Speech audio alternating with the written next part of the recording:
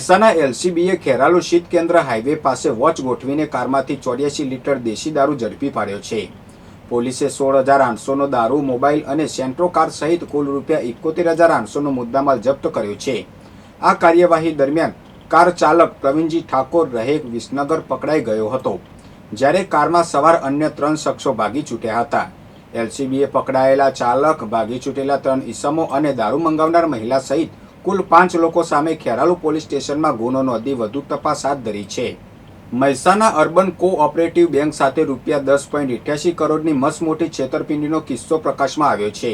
બેંકમાં ગીરવે મૂકેલી દુકાનો અને મિલકતોના બોગસ દસ્તાવેજો બનાવીને બારોબાર વેચી મારવા બદલ શ્રીજી કોર્પોરેશન અને ક્યોર હેલ્થના સંચાલકો સામે પોલીસ ફરિયાદ નોંધાઈ છે। આરોપીઓએ બેંકની જાન બહાર મોર્ગેજ મિલકતોના બનાવટી કાગળો ઊભા કરી ત્રીજી વ્યક્તિને વેચીને વિશ્વાસઘાત આચર્યો હતો।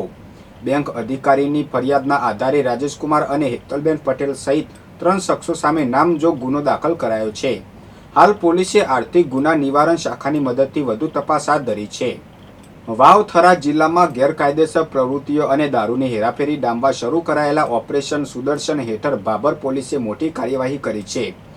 પેટ્રોલિંગ દરમિયાન મળેલી બાતમીના આધારે પોલીસે દરોડો પાડી દેશી દારૂ બનાવવા માટે રાખવામાં આવેલો હજારો લીટર કેમિકલયુક્ત આથોન અને સાધનો ઝડપી પાડ્યા હતા।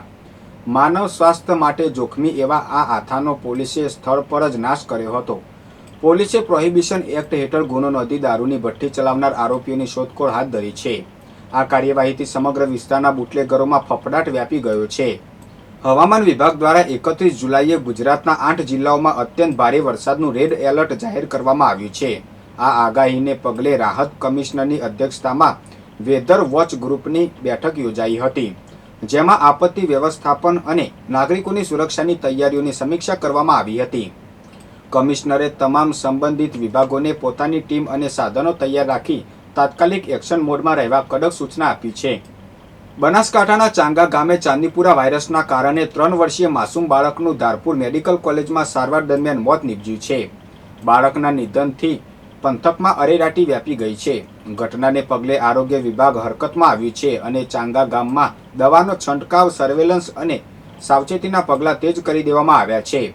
તંત્ર દ્વારા લોકોને તાવ જેવા લક્ષણો જણાય તો તાત્કાલિક સારવાર લેવા અપીલ કરવામાં આવી છે।